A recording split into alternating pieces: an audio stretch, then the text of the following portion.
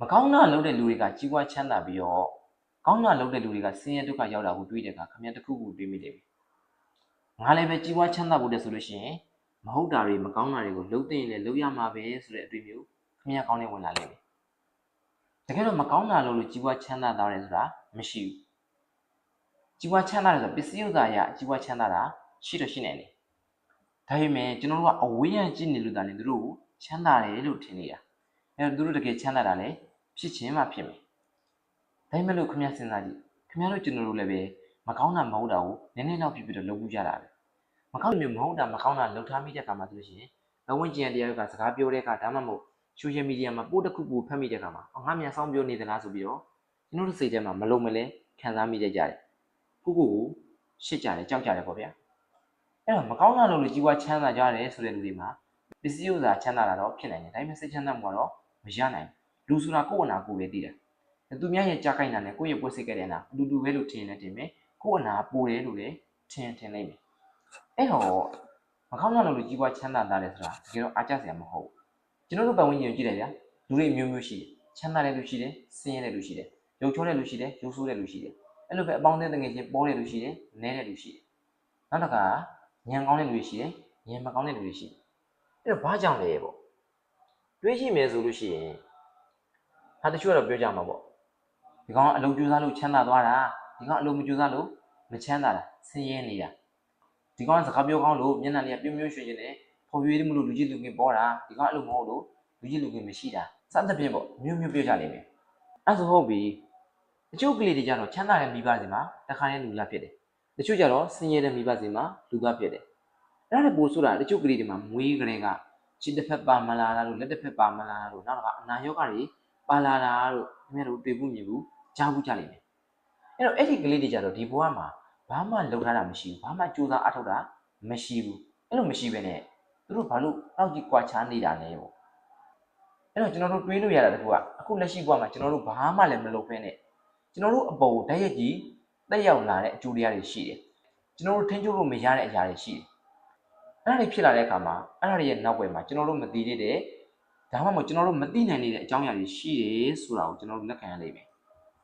အဲ့ဒါကိုတော့ဗုဒ္ဓဘာသာမှာကံရဲ့အကျိုးတရားဆိုပြီးတော့အဖြေပေးထားတယ်အဲ့ဟုတ်ပြီခင်ဗျားအနေနဲ့ကံတရားကိုလက်ခံတယ်ဗုဒ္ဓဘာသာကိုယုံနေဆိုလို့ရှိရင်တော့မကောင်းတာလို့ကြီးပွားချမ်းသာတာတယ်ဆိုတာကိုခင်ဗျားလက်ခံမှာမဟုတ်ဘူးအဲ့လိုပဲကောင်းတာလို့ဆင်းရဲဒုက္ခရောက်သွားတယ်ဆိုတာကိုခင်ဗျားလက်ခံမှာမဟုတ်ဘူးအဲ့တော့အကြမှာလည်းမဟုတ်တော့ခင်ဗျားအဲ့လိုလိုက်လို့မှာမဟုတ်တော့အဲ့လိုမှမဟုတ်ခင်ဗျားထာဝရဘုရားကိုယုံတာဆိုလို့ရှိရင်လည်းခင်ဗျားကောင်းတာလုပ်မှာထာဝရဘုရားကဲ့တင်မှာမကောင်းတာလုပ်ရင်တော့ခင်ဗျားကိုကဲ့တင်မှာမဟုတ်ဘူးအဲ့တော့ခင်ဗျားအနေနဲ့ကောင်းတာတွေလုပ်ဖို့လိုတယ်မကောင်းတာမလုပ်မိအောင်ထိန်းဖို့လိုတယ်ခင်ဗျားအနေနဲ့ဗုဒ္ဓဘာသာကိုလည်းမယုံဘူးထာဝရဘုရားကိုလည်းမယုံကံကျိုးတရားကိုလည်းမယုံဘူးဆိုရင်တော့ခင်ဗျားဘွားမှာခင်ဗျားတန်ဖိုးထားတဲ့အရာတွေနော်ခင်ဗျားကိုကျင့်တရားအရာစံနှုန်းသတ်မှတ်ချက်တွေရှိနေပြီ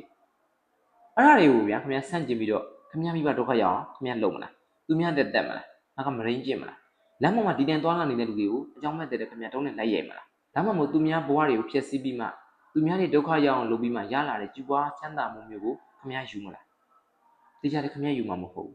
ဘာလို့လဲဆိုတော့ခင်ဗျားရဲ့ကိုကျင့်တရားစံနှုန်းသတ်မှတ်ချက်တွေကိုချိုးဖောက်အောင်မဟုတ်အဲ့တော့ခင်ဗျားအနေနဲ့လုံးမှာမဟုတ်ကျွန်တော်တို့လူတွေတော်တော်များများကဒီဘဝကိုလက်ရှိဘဝကိုအေးချမ်းချမ်းနဲ့တန်မာအစည်းအဝေးကြကိုယ့်လိုကိုလှုပ်သွားမယ်နောက်ကအားလက်ချင်းတွေမှာခရီးထွက်မယ်ဒါလည်းပို့ပြီးကိုယ်တက်နေလို့ရှိရင်သူများတွေကူညီမယ်အဲ့လိုမျိုး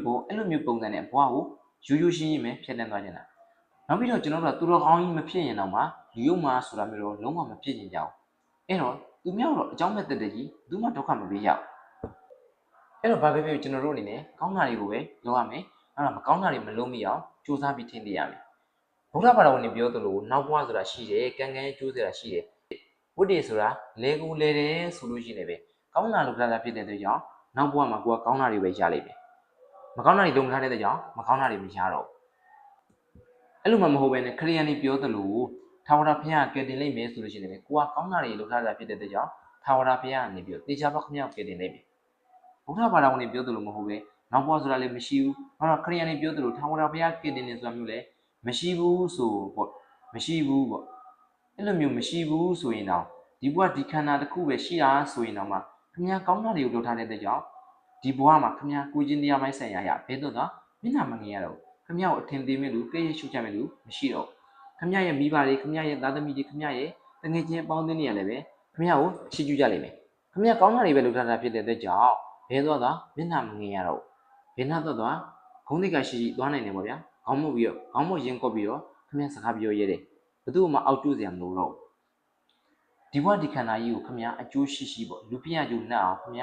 အသုံးချနိုင်တယ်လို့ပြောလို့ရတယ်အဲ့တော့ခင်ဗျအနေနဲ့ကံကိုယုံသည်ဖြစ်စေမယုံသည်ဖြစ်စေဘုရားဘာသာဝင်ဟုတ်သည်ဖြစ်စေမဟုတ်သည်ဖြစ်စေထာဝရဘုရားကိုယုံသည်ဖြစ်စေမယုံသည်ဖြစ်စေဘလို့ပဲဖြစ်ဖြစ်ခင်ဗျအနေနဲ့ကောင်းတာတွေကိုပဲလုပ်ဖြစ်အောင်ကြိုးစားပါမကောင်းတာတွေကိုမလုံးမိအောင်ထိန်းသိမ်းပါ